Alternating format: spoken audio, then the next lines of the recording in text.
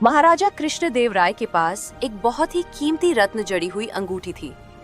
उन्हें वो अंगूठी इतनी पसंद थी कि दरबार में बैठे बैठे भी उनकी नजर बार बार उसी पर जाती थी। जो भी मेहमान या मंत्री उनसे मिलने आते, राजा उनसे अपनी उस अंगूठी की तारीफ जरूर करते थे। एक दिन की बात है, राजा कृष्णदेव राय बहुत उदास होकर सिंहासन पर बैठे थे। तभी तेनालीराम वहां पहुंचे। उन्होंने राजा से उदासी का कारण पूछा। राजा ने बताया, तेनाली, मेरी वो पसंदीदा अंगूठी खो गई है। मुझे पक्का यकीन है कि मेरे 12 अंगरक्षकों में से ही किसी ने उसे चुराया है। अब चूंकि राजा की सुरक्षा इतनी कड़ी होती थी कि कोई बाहरी आदमी तो उनके पास फटक भी नहीं सकता था, इसलिए शक तो अंगरक्षकों पर ही था। तेनालीराम ने तुरंत कहा, महाराज, आप चिंता न करें, मैं चोर को बहुत जल्द पकड़ लूंगा।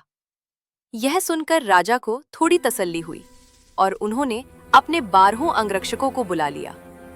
तेनालीराम ने अंगरक्षकों से कहा, देखो, राजा की अंगूठी तुम में से ही किसी एक ने चुराई है। मैं बड़ी आसानी से पता लगा लूंगा कि वो कौन है। जो सच्चा है उसे डरने की जरूरत नहीं, लेकिन जो चोर है वो सजा के लिए तैयार हो जाए।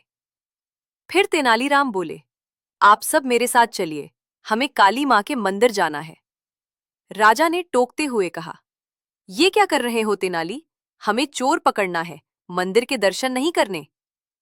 तेनालीराम ने मुस्कुराकर कहा, महाराज, बस थोड़ा धैर्य रखिए। मंदिर पहुंचकर तेनालीराम ने पुजारी के कान में कुछ कहा और फिर अंगरक्षकों से बोले, तुम सबको एक एक करके मंदिर के अंदर जाना है। मां काली की मूर्ति के पैर छूने हैं और तुरंत बाहर आ जाना है। ऐसा करने से मां काली आज रात मेरे सपने में आकर चोर का नाम बता देंगी।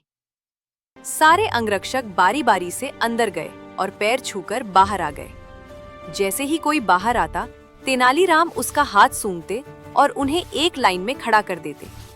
जब सब खड़े हो गए तो राजा ने पूछा, अब क्या, चोर का पता तो कल सुबह लगेगा ना? तेनालीराम बोले, नहीं महाराज, चोर का पता तो चल चुका है। ये 7वें नंबर पर खड़ा अंगरक्षक ही चोर है। यह सुनते ही वो अंगरक्षक भागने लगा, लेकिन सिपाहियों ने उसे पकड़ लिया।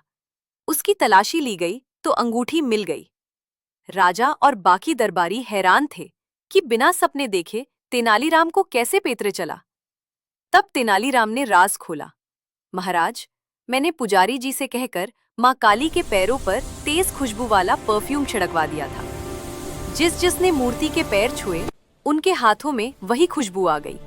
लेकिन जब मैंने इस 7वें अंगरक्षक का हाथ सूंघा तो उसमें कोई खुशबू नहीं थी। इसने पकड़े जाने के डर से मूर्ति के पैर छुए ही नहीं। इससे साबित हो गया कि इसके मन में चोर था। राजा कृष्णदेव राय एक बार फिर तेनालीराम की अक्लमंदी देखकर खुश हो गए और उन्हें इनाम में सोने के सिक्के दिए।